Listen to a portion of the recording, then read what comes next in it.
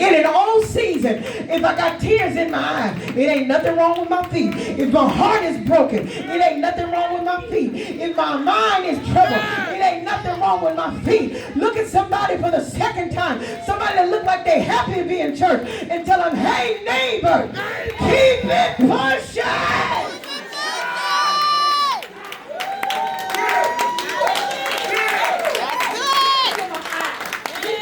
Keep it pushing. Just because you crying, that ain't no excuse to stop. Just because you've been disappointed, that ain't no excuse to stop.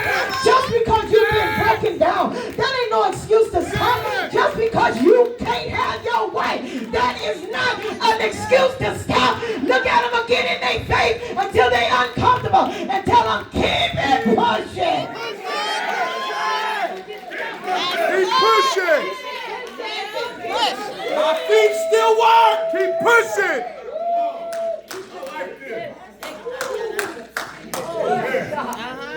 Go ahead. Yes. Yes. Yes. What are you doing going backward? Can't go back.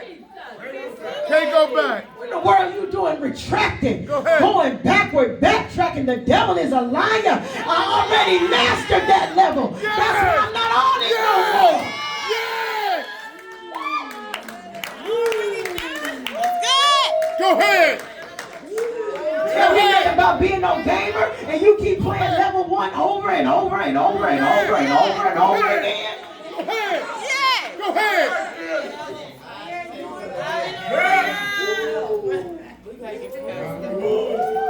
Good God Almighty. What a word. Good God Almighty. And this was her problem. Yeah. She's Still on level 1. Gotta get off level 1. I hear you. Because she was looking back. Yeah. You want to know how I know that there's proof in the text? That it messed her girls up. They were so messed up, son, that when they got to the destination, their mind was so twisted that they thought that the family was not going to go on. They get their daddy drunk and each one of them sleep with their daddy. And get pregnant. My God. Tell the whole story. My God. Their first sexual experience is with their daddy. My God. And you want to know how cold this is? Man of God, it's so cold. Jesus. One of them gives birth to Ammon, and one of them gives birth to Moab. And these two tribes are the problem that the Jews can't get rid of, no matter how hard they keep running into the Ammonites and the Moabites. Jesus. My God. And some of us are still wrestling with demons, wrestling with challenges, wrestling with issues, wrestling with suffering, wrestling with mental illness, wrestling with depression, wrestling with anxiety, wrestling. Oh, here we go. Here we go. Here we go. We're wrestling with it not because of stuff we did, but because it has followed us through the bloodline. There it is. There it is. Great grandmama. Yep. Yep.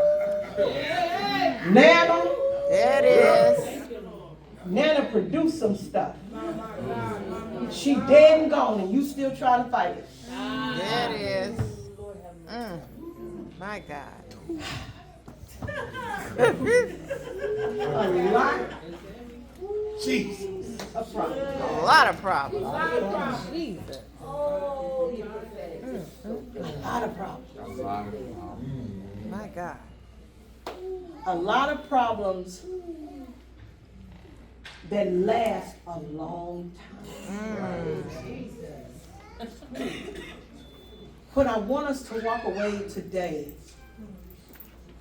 is to understand, just like I talked about in the beginning, that we got to check our own egos get out of ourselves long enough to realize that what we do, our moments of disobedience, our moments of half obedience,